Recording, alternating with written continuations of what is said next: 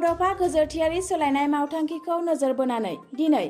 सनितपुर जिल्ला एबसुनि बानजायनायाव घरामारि आन्चलिकनि सिङाव थानाय ढेकिदल गेलेग्रा फोथाराव Under-13 नि जोलुर बादायलायनाय होयो। बे जोलुर बादायलायनाय हाबाफारियाव गिबियाव फिरफिलाखौ बिरहोयो जिल्लानि आफादगिरि मुस्रि राजेश बसुमतारी बिथाङा। लोगोसे गोजोननि फिरफिलाखौ बिरहोयो सनितपुर जिल्ला बड' साहित्य सभानि बारग' आफादगिरि मुस्रि ताजुराम नार्जारी बिथाङा बेखेवना होयो आरो गेलेग्रा फोथारखौ बेखेवो बारग' जिल्ला गेलेगिरि मुस्रि अशोक कुमार बसुमतारीया। मख'नो गोनांदि बे बादायलायनाय हाबाफारियाव जिल्लानि गोबां दैदेनगिरि बिथांमोनजों लोगोसे आलासि महरै मिरु एबसुनि नेहाथारि बिरदाव बर' बिथांजों लोगोसे ओनसोलनि गोबां मेलेमजिबि आरो रायजो राजाफोरा बाहागो लानानै जाफुंसार होयो। गिबि बादायलायनायाव सारिदुवार दख'रा आरो घरामारि दख'रानि गेजेराव गोख्रोङै बादायलायनायाव जोबथारनायाव सारिदुवार दख'राया देरहासार जायो।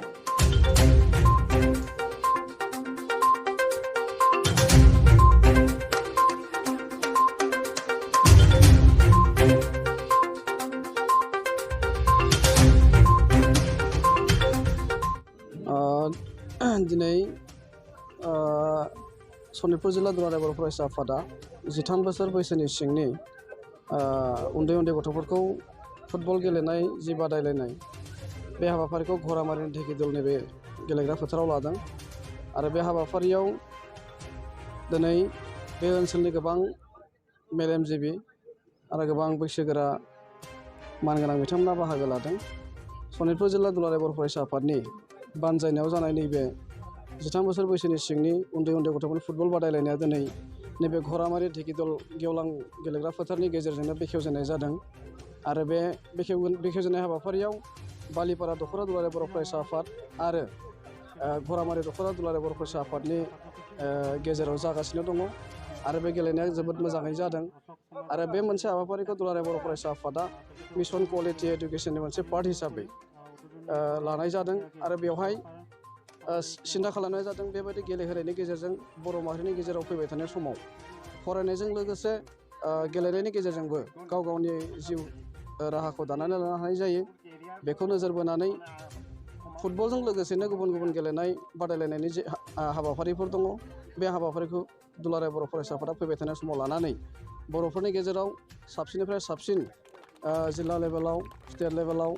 आरो नेसनेल लेभेलाव आरो इन्टारनेसनेल लेभेलाव गेलेहोनायनि मोनसे सिमां सुजुदों। थिग बेबायदिनो दुलाराय बर' फरायसा आफादनि बानजायनायाव फैबाय थानाय समाव जुदि ब्रायैनो दुलाराय बर' फरायसाफोरा साननाय बायदिनो बर'फोरनि गेजेराव मोजां गेलेग्रा लाइमोनस्रिफ्रा जुदि फैमारोब्ला बर' हारिया गेलेनाय आयदायाव जौगासारनानै मुलुगाव मुंदांखा जागोना बे रोखा। दा बे मोनसे थांखिखौ लानानै सनितपुर जिल्ला दुलाराय बर' फरायसा आफादाबो फैबाय थानाय समाव बोसोरफ्रोमबो बे हाबाफारिखौ लानो थाखाय थिरांथा जादों आरो बेखौ जों दुलाराय बर' फरायसा आफाद हिसाबै जोबोद बाख्नायदों आरो बिथांमोनखौ साबायखर बावदों जाहाथे मोनफ्रोमबो खना खनलायाव थानाय गामि खनायाव थानाय गथ'फोरखौबो लाफानानै फैबाय थानाय समाव बेबायदि गेलेनाय हाबाफारिखौ लेन्थारै लांबाय थायो। सनितपुर जिल्लानि बे 13 बोसोर बैसोनि सिंनि फुटबल बादायलायनाय बे हाबाफारियाव गासै मोन 8 दख'रा आफादफ्रा बाहागो लागोन आरो बे फैगौ 14 आगस्तनिफ्राय लेन्थारि दिनैनि उननिफ्राय जालांबाय थासिगोन। दा गेलेनाय बादायनायाव जायफ्रा देरहादों बिथांमोननि थाखाय माबाफोर सुबिदा खालामदों नामा? जाय बिथांमोना दिनै गेलेनायाव बादायलायगोन बेयो जोबथारनाय समसिमहालागै जायफ्रा बादायलांगोन बेयाव सेलेक्सननि प्रसेस फैगोन। सेलेक्सन खालामनानै जायफोरा सेलेक्सन मोनगोन बिथांमोना फैबाय थानाय समाव नैबेनिख्रुइ साबसिन मोनसे थासारियाव गेलेनायनि सुजुग सुबिदाखौ मोनगोन आरो जाय मोनसे हान्जाया